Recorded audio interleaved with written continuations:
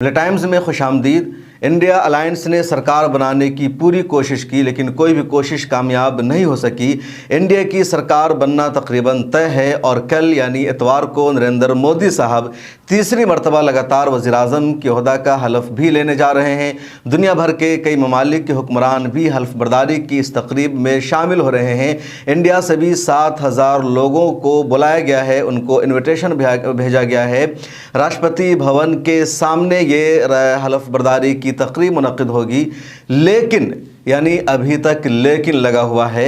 India की सरकार तो बन रही है लेकिन कभी भी ये सरकार गिर सकती है और इंडिया ने अभी से इसके लिए जिद्दोजहद शुरू कर दिया है। इंडिया अलायंस की तरफ से नीतीश कुमार को पीएम का ऑफ़र किया गया है। सूत्रों के हवाले से खबर आई है और दरअसल केसी त्यागी ने इस खबर को मीडिया के सामने जाहिर किया। उनका कहना है इंडिया अलायंस की तरफ से नीतीश कुमार को ऑफ़र किया गया कि वो वज़ीर-ए-आज़म बन जाए और इंडिया अलायंस के साथ आ जाए, लेकिन नीतीश कुमार ने फ़िलहाल इस ऑफ़र को ठुकरा दिया है। लेकिन हो सकता है कि अगले दिनों में नीतीश कुमार इंडिया को छोड़कर बीजेपी को छोड़कर इंडिया अलायंस के साथ आ जाए। फौरी तौर पर नीतीश कुमार और चंद्रबाबू नायडू या कह लीजिए टीडीपी बीजेपी के साथ ही है, उधर से इधर आने को तैयार नहीं है क्योंकि अभी अचानक ये छोड़ नहीं सकते हैं, इनके पास कोई मौका नहीं है। ममता बनर्जी ने भी कहा कि इन सब लीडरों से हमारी बातचीत हुई है, ये लोग हमारे टच में हैं और ज़्यादा दिनों तक एनडीए की बीजेपी की सरकार नहीं चल पाएगी। जल्द ही इंडिया अलायंस अपनी सरकार बनाएगी। बीजेपी ने फिलहाल पोर्टफोलियो भी तकसीम कर दिया है, मंत्रालय भी दे दिया गया है और चंद्रबाबू नायडू को तकरीबन 4 मंत्रालय दिया गया है। नीतीश कुमार को भी 2 मंत्रालय दिया गया है। मंत्रालय कौन कौन सा इनको दिया जाएगा उसकी तफसील अभी तक सामने नहीं आई है। चंद्रबाबू नायडू की तरफ से पहले ही मांग थी कि उनको वित्त मंत्रालय चाहिए यानी वजारत खजाना चाहिए, स्पीकर की सीट उनको चाहिए। इसके अलावा रोड वाली जो मंत्रालय है ट्रांसपोर्ट की, वो मंत्रालय भी उनको चाहिए। नीतीश कुमार की तरफ से रेलवे की मांग की गई थी, चिराग पासवान की तरफ से भी बहुत ज़्यादा मांग की गई थी। फिलहाल बीजेपी ने इन सबको तो कंट्रोल कर लिया है, संभाल लिया है, लेकिन अगले दिनों में कुछ भी हो सकता है। नरेंद्र मोदी की हल्फ बर्दारी तकरीब में आसपास के पड़ोस के कई ममालिक के हुक्मरान आ रहे हैं, जिनमें सर फहरिस्त बांग्लादेश की प्राइम मिनिस्टर शेख हसीना है, श्रीलंका के राष्ट्रपति हैं और इसके अलावा जो ख़ास नाम है वो है मालदीव के सदर सालेह मोहम्मद मोइज़्ज़ू का। मालदीव और इंडिया में लगातार इख्तलाफात हो गए थे। मालदीव की ये सरकार ही बनी थी इंडिया के ख़िलाफ़ या इंडिया आउट के नारे पर, और आते ही मोहम्मद मोइज़्ज़ू ने इंडिया के ख़िलाफ़ एक्शन लेना शुरू किया, स्टैंड लेना शुरू किया।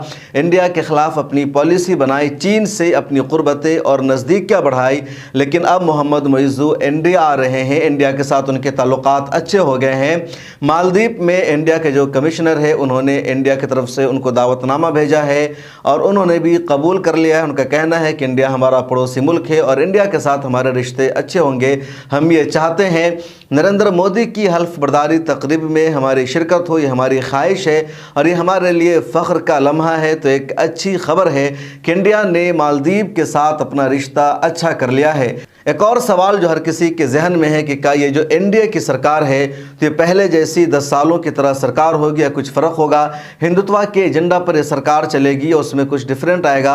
ये सवाल लगातार लोगों के जहन में है, लोग इसका जवाब भी दे रहे हैं। लेकिन ये बात तय है कि पहले की तरह ये सरकार नहीं होगी। अग्निवीर पर नीतीश कुमार का स्टैंड वाज़ेह है और नीतीश कुमार का ये वाज़ेह पैगाम होगा कि अग्निवीर के कानून को वापस ले बीजेपी सरकार। इसी तरह यूसीसी पर भी अब बीजेपी के लिए फैसला करना मुश्किल होगा। नीतीश कुमार की भी मांग होगी कि बिहार को स्पेशल राज्य का दर्जा मिले। उधर आंध्र प्रदेश के लिए भी चंद्रबाबू नायडू यही मांग कर रहे हैं। तो पहले की तरह मनमानी नहीं होगी। नरेंद्र मोदी साहब खुद को महात्मा गांधी से भी आगे देखना चाह रहे थे। उनका ख्वाब था कि दुनिया में हिंदुस्तान के सबसे बड़े, सबसे मशहूर और सबसे ताकतवर शख्स के तौर पर उनको ही देखा जाए, लेकिन उनका ख्वाब चकनाचूर हो गया क्योंकि उनको फुल मेजॉरिटी नहीं मिली। 240 सीटों पर ही उनको इक्तफा करना पड़ा। हाँ, ये बात ज़रूर है, रिकॉर्ड का ये हिस्सा बन गया है कि पंडित जवाहरलाल नेहरू के बाद वो पहले ऐसे शख्स हैं जो लगातार तीसरी मरतबा देश के वज़ीर-ए-आज़म बनने जा रहे हैं। लेकिन इस मरतबा सरकार को बीजेपी की सरकार या मोदी सरकार नहीं कहा जाएगा बल्कि एनडीए की सरकार कहा जाएगा और किसी भी वक्त ये सरकार गिर सकती है। ये ख़तरा बरकरार रहेगा। कल एनडीए की मीटिंग हुई थी पार्लियामेंट में और उस मीटिंग में नीतीश कुमार ने जो स्पीच दी, उस स्पीच की भी बहुत ज़्यादा चर्चा हो रही है, तारीफ हो रही है। और दरअसल नीतीश कुमार नरेंद्र मोदी की तारीफ भी कर रहे हैं और इशारों इशारों में तनकीद भी कर रहे हैं। नीतीश कुमार कह रहे हैं कि बहुत काम तो आपने कर लिया है, लेकिन जो काम रह गया है जिसकी वजह से आप पर तनकीद हो रही है, उस काम को भी आपको करना होगा। अब सुनिए नीतीश कुमार की स्पीच। हमारी party Janata Dal United, Bharatiya Janata party संसदीय दल के नेता आदरणीय श्री नरेंद्र मोदी जी को भारत के प्रधानमंत्री पद के लिए समर्थन देती है। और ये बहुत ही खुशी की बात है। 10 साल से ये प्रधानमंत्री हैं और फिर प्रधानमंत्री होने जा रहे हैं और इन्होंने पूरे देश की सेवा की। अब पूरा भरोसा है कि जो कुछ भी बचा है अगली बार ये सब पूरा कर देंगे और जो भी हर राज्य का है, और हम लोग पूरे तौर पर सब दिन इनके साथ रहेंगे और पूरे तौर पर जो कुछ भी है आज जिस तरह से भी ये करेंगे बहुत अच्छा है। और आप जान लीजिए कि कुछ लोग, हम लोगों को तो अब लगता है कि अगली बार जो आप आइएगा ना, तो इस बार हम देखें कि कुछ इधर उधर कुछ जीत गया है, अगली बार सब हारेगा, हमको पूरा भरोसा है। ये सब बिना मतलब का बात बोल बोल करके, बिना मतलब का बात बोल बोल करके क्या किया है? और ये सब कोई काम किया है? उन लोगों ने आज तक कोई काम नहीं किया, देश की कोई सेवा नहीं की है।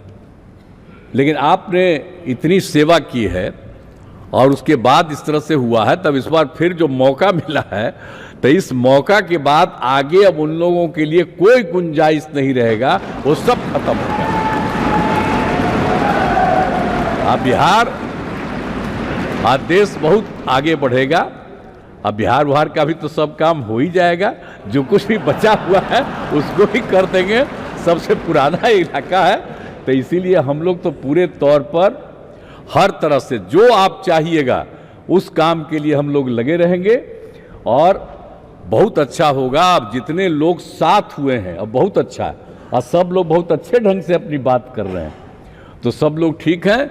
हम मिल करके सब लोग चलेंगे और हम लोग पूरा आपके साथ रहेंगे और आप पूरे देश को कितना आगे बढ़ाएंगे, ये बहुत खुशी की बात होगी।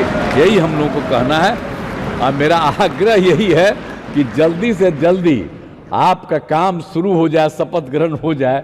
अब आप इतवार को करने वाले हैं, तो हम तो चाहते थे कि आजो हो जाता तो अच्छा था, लेकिन आपकी जब इच्छा है तो जब भी हो, जितना तेजी से काम हो जाए तो बहुत अच्छा है और बहुत अच्छा रहेगा। अब इस बार हम लोगों का इससे बड़ी खुशी होगी और पूरे देश में इसका बहुत ज़्यादा फायदा है।